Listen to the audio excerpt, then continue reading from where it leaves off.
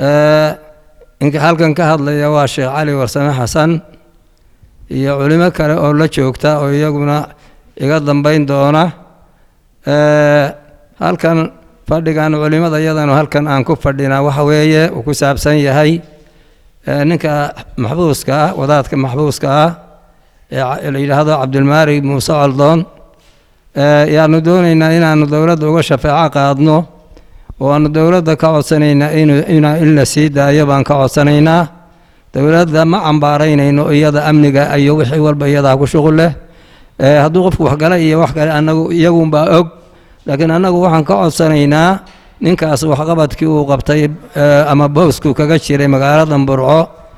ayaan anagu uga marxaati kacaynaa inuu maaragtay nin aad iyo aad maaragtay u ahaa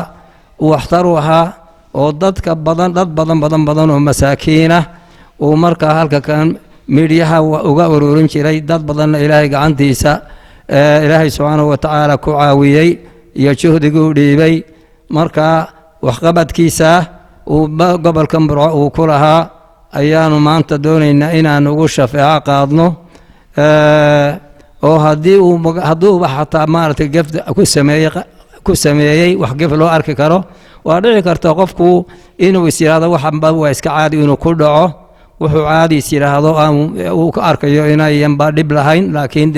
xagga dawladda ka qoran in maaragtay dambi tahay si kastaba ha noqdee taasiyada dawladda waa waxa dawladda ku shaqeeyo anagu faragelin mayno waxaanu anagu u sheegaynaa halkan ka sheegaynaa ninka waxtarkiisa iyo qaybtu ka ahaa maxaan raahday magaalada Burco iyo masaakiinta sidoo caawin jiray ayaan ugu shafaaco qaadaynaa marka nabiguna xadiisna waxa ku soo arooray aqiilu dawil hay'aati atharaatahum dadka sharaf kale haday gafaan u dhaafa buu yiri xadiiskaas uu leeyahay u dhaafa dadka sharaf kale hadii gafba ka dhaco u dhaafa buu yiri marka waxaan rajaynaynaa in loo dhaafo ninka maanta dawladdu iska saamaxdo iyo cidii khusaysa maartay arinta uu ku xiran yahay khusaysada in ninka la soo daayo oo lagu soo daayo wax qabadkii ummadda uu qabanayay waxaan loo sheegay inuu hayo lacag oo dadkii maartay abaaraha iyo uu hayayba ay wali uu gacantiisaba ay ku jirto marka sidaa daraadeed ayaanu codsanaynaa jazaahu khayran jazaa Sheekh Cali Ilaahay abaal ka siiyo kelmadda uu noo furay anigana magacaygu waa Sheekh Faysal Cali Faarax oo kamida culimada iyo mashaayikhda gobolka Togdheer ee ka howlgala magaalada Burco sheekhan ku taageersanahay kelmadda uu sheegay fadhiga iyagu maanta iyo codsiga iyagu waxa uu ku jahaysan yahay ama u jeedaa oo aanu fariin codsi u diraynaa maamulka iyo dawladda annagoo u shafaaco qaadayna Cabdimaalig Muuse Coldoon oo imanka muddadii u dambeysay laba shaqo muhiim ah hayay shaqada la yiraahdo saxaafadda oo qayb kaga jiray iyo shaqo kale oo saxaafadda ku dhaxwaday oo kaalmeyn uu had iyo jeer kaalmeeyo sida aanu ka warhayno dadka masaakiinta ah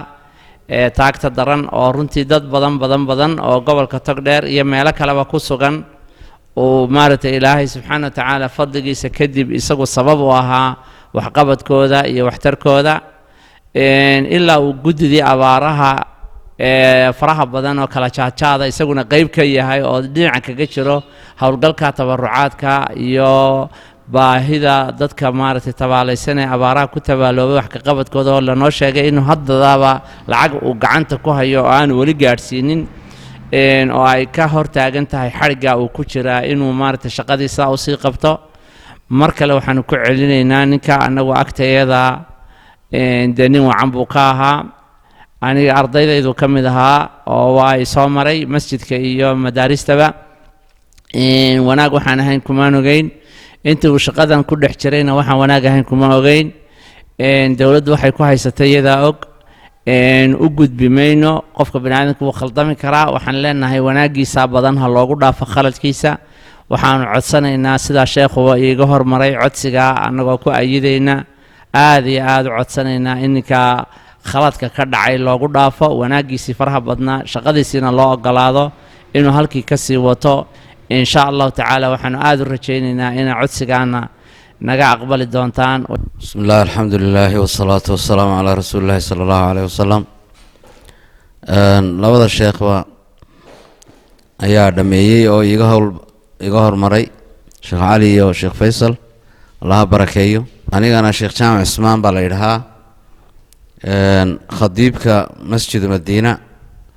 ayaan ahay. marka runtii waxa weeye qofka kullu bini aadam khata, bini aadamku waa gefayaa, kolley wax uu gelayaa. annagu maanta si ay culimmadu hore u sheegeen waa codsi weeye aanu dowladda ka codsanayno. ninka fadligiisii hore ee faraha badnaa ee bulshada dhexdeeda uu ka yacni maaragtay ka hayey waxyaalo badan oo ixsaana uu ka hayey in lagu saamaxo oo la soo daayo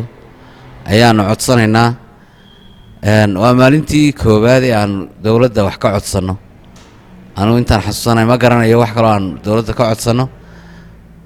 kolley markaa nagu qadin maayaan insha allah. saddexdayadan sheekho isu yimi oo shay codsaday